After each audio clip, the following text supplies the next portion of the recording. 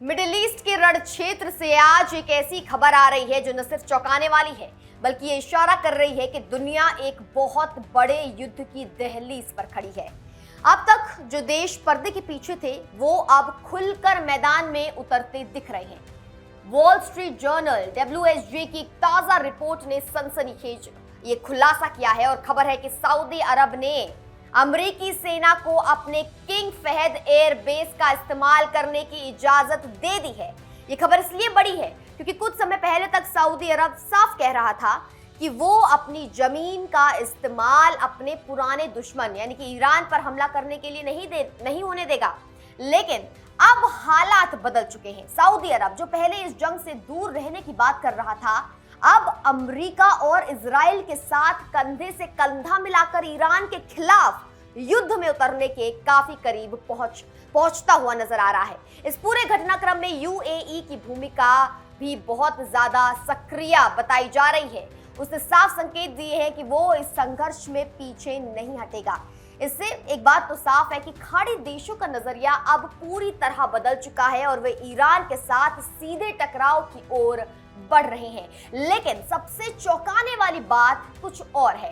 पहले ये माना जा रहा था कि मुस्लिम देश एकजुट होकर इजराइल के खिलाफ खड़े होंगे, लेकिन आज की तस्वीर कुछ और ही कहानी बयां कर रही है। अब कुछ बड़े और ताकतवर मुस्लिम देश ईरान के बढ़ते असर को रोकने के लिए इजराइल और अमेरिका का साथ देने की तैयारी में है। सिर्फ सऊदी अरब ही नहीं, संयुक्त अरब अमीरात UAE ने भी कड़े कदम उठाए हैं। खबर मिली है कि UAE ने अपने यहाँ मौजूद ईरान के एक अस्पताल और एक क्लब को बंद कर दिया है। ये एक ईरानी अस्पताल और ईरानी क्लब था जो कि UAE में मौजूद था, इसे बंद कर दिया गया है। इसे तेहरान की ताकत और उसके रसूख को कम करने की एक बड़ी कोशिश माना जा रहा है। इतना ही नहीं, कुछ वीडियो तो ये भी इशारा कर रहे हैं कि ईरान पर जो मिसाइलें दागी गई उनमें से कुछ शायद बहरीन से छोड़ी गई थी।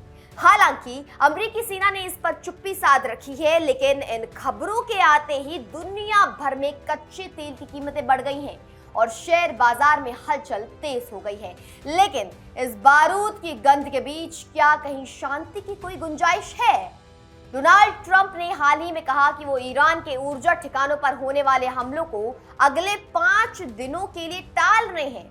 ट्रंप का दावा है कि अमेरिका और ईरान के बीच सकारात्मक बातचीत चल रही है। रिपोर्टों के मुताबिक ट्रंप के खास दूत स्टीव विटकॉफ और ईरान की संसद के स्पीकर मोहम्मद बाघेर गालिबाफ ने उनके बीच जो है सीज फायर युद्ध विराम की चर्चा तेज है।